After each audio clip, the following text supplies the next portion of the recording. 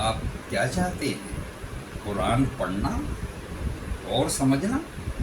آپ بالکل صحیح جگہ پہ آ گئے ہیں جی۔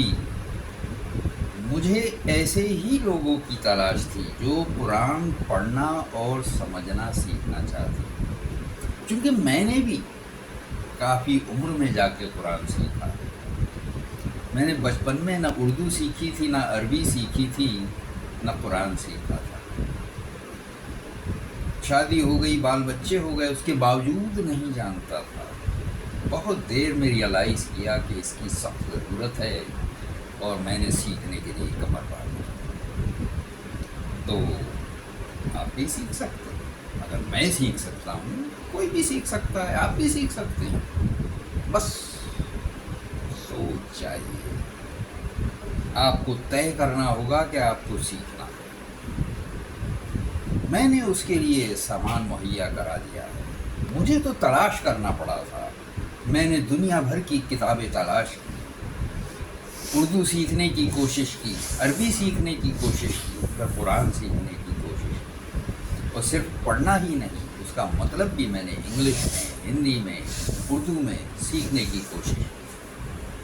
اور آج اللہ کا شکر ہے، اس نے مجھے اس قابل بنایا کہ میں آپ لوگوں کی بھی مدد کر سکتا ہوں اس کام میں۔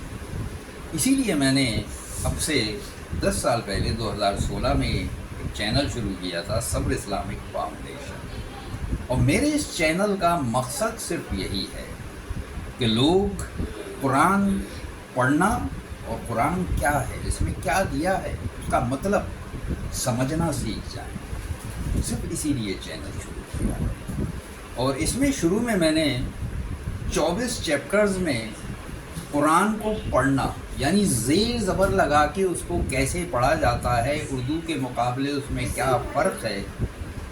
لیکن گھبرائیے مت، اکثر لوگ ڈر آتے ہیں کہ آپ نے اگر ذرا سی زیر زبر کی غلطی کر دی تو گناہ گار ہو جائیں گے، اور اس ڈر میں لوگ بچتے ہیں، نہیں سیکھنا چاہتے۔ پر ایسا کچھ نہیں۔ آپ کی اندر سے جستجو کیا ہے، اللہ وہ دیکھتا ہے۔ وہ یہ نہیں دیکھتا کہ آپ کتنا صحیح پڑھ رہے ہیں۔ بھائی آپ کوشش کر رہے ہیں سیکھنے کی، سیکھیے، بے شک سیکھیے۔ میں یہ نہیں کہتا کہ آپ سیکھنے کی کوشش نہیں کی، الٹا سیدھا جو بھی آیا وہ پڑھ دینا۔